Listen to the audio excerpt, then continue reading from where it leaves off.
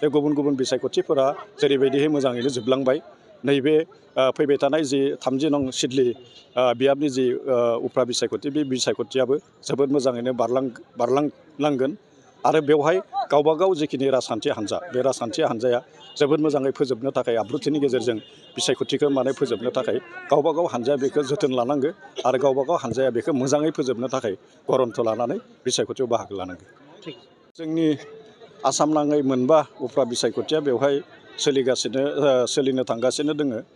आरो जों बिटिआर ओनसोल हिसाबै जोंहा 30 नं सिडली जि बियाब बे बियाबाव उफ्रा बिसायख'थिया जानो थांगासिनो दोङो। बे हिसाबाव दिनैनि समाव जिखिनि इउपिपिएल थामहिनबा एनडिएनि जिखिनि बिजाथि बे बिजाथिजों लोगोसे गुबुन गुबुन दोलोनि बिजाथिफोरखौबो बेवहाय मुं थिसननाय बा नमिनेसन होनायखौ नुनो मोन्दों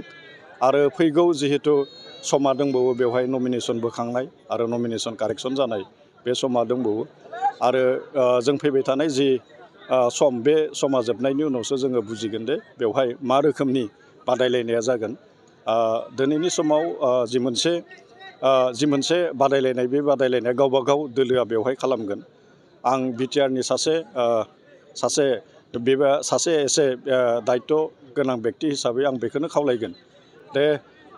जि बिसायख'थि बे उफ्रा बिसायख'थि जोंनि बिटिआर ओनसोलाव बे गुबुन गुबुन बिसायख'थिफोरा जेरैबायदिहाय मोजाङैनो जोबलांबाय नैबे फैबाय थानाय जि 30 नं सिडली बियाबनि जि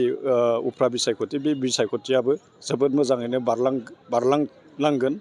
आरो बेवहाय गावबागाव जिखिनि राजखान्थि हान्जा बे राजखान्थि हान्जाया जोबोद मोजाङै फोजोबनो थाखाय आब्रुथिनि गेजेरजों बिसायख'थिखौ फोजोबनो थाखाय गावबागाव हान्जाया बेखौ जोथोन लानांगौ आरो गावबागाव हान्जाया बेखौ मोजाङै फोजोबनो थाखाय गरन्थ लानानै बिसायख'थियाव बाहागो लानांगौ।